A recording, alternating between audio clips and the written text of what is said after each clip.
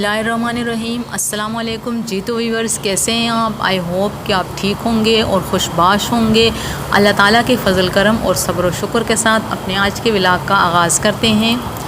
तो आज का मौजू हमारा बच्चों की तरबियत से रिलेटिव है। अक्सर माएँ बच्चों की तरबियत को लेकर परेशान होती हैं, बच्चों को तरबियत सही से नहीं दे पाते। तो कुछ बेसिक बातें हैं जो मैं आपको बताऊंगी। सिर्फ़ और सिर्फ 3 बातें ऐसी हैं जिनसे आप अपने बच्चों की तरबियत को बेहतर से बेहतर बना सकते हैं।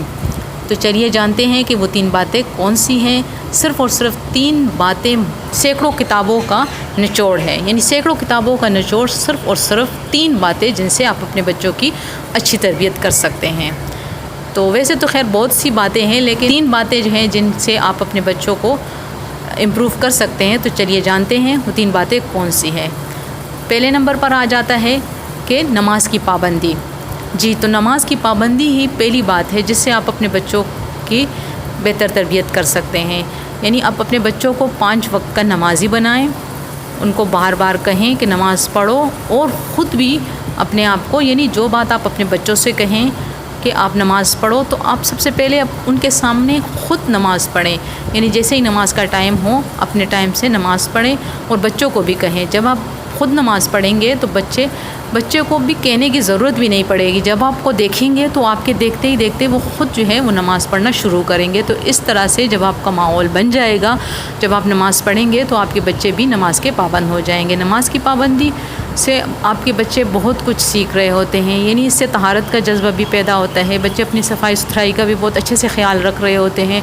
तो जहाँ आपके बच्चे साफ़ सुथरे होंगे तो ज़ाहिर सी बात है वो अपनी बीमारियों से भी काफ़ी हद तक महफूज होंगे, यानी वो अपनी सफाई का ख़ास ख्याल रख रहे होते हैं।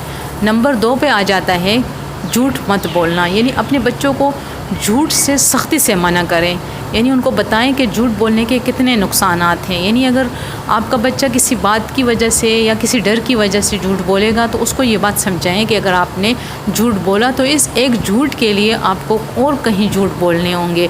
तो बेहतर यही है कि आप हर हाल में सच बोलो। और अपने बच्चों के दरमियान इतनी अंडरस्टैंडिंग आपकी होनी चाहिए कि आपके बच्चे ज़िंदगी के उतार चढ़ाव में जो कुछ भी देख रहे होते हैं या जो कुछ भी कर रहे होते हैं वो आपसे शेयर करें। जब वो आपसे शेयर करने में हिचकिचाएंगे नहीं, हर बात आपसे कहेंगे, तो उनको झूठ बोलने की ज़रूरत भी नहीं पड़ेगी। तो इससे बेहतर है कि आप अपने बच्चों के सामने कभी भी झूठ मत बोलें। उनके सामने आप साफ़ बात किया करें। आपके बच्चे भी झूठ नहीं बोलेंगे, इससे उनकी तरबियत पर बहुत अच्छा असर पड़ेगा। नंबर 3 पे आ जाता है खिदमत करना। तो खिदमत है ये आप अपने बच्चों को बस कहें कि आप अपने बड़ों की खिदमत करें, या अगर आपको रास्ते में कोई इस तरह का मतलब नज़र आए, कोई जिनको मदद की ज़रूरत हो, तो उनके साथ वो करें। या अगर आपके घर में बड़े बुज़ुर्ग हैं, वालिदैन हैं आपके, तो उनके साथ अच्छा बर्ताव करें। आप ख़ुद अच्छा बर्ताव करेंगे, अच्छा सलूक करेंगे, उनका ख्याल रखेंगे, उनको टाइम पे सब कुछ दवाइयाँ वगैरह देंगे, हर चीज़ का ख्याल रखेंगे, तो आपके बच्चे ख़ुद ब खुद ये करना सीख जाएंगे। तो यहाँ मैंने आपको हर बात में ये बात बार बार वाज़िया की है कि आप जो कुछ अपने बच्चों से कह रहे होते हैं उनको प्रैक्टिकली तौर पर ख़ुद करें। तो जो बात या जो काम प्रैक्टिकली तौर पर बच्चों को नज़र आ रहा होता है वो बनिस्बत कहने के वो ज़्यादा जल्दी पिक करते हैं।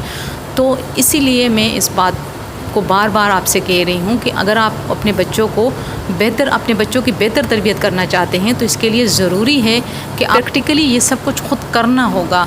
तो इससे आपके बच्चे खुद ब खुद सीख जाते हैं और वो एक अच्छा किरदार पिक कर रहे होते हैं।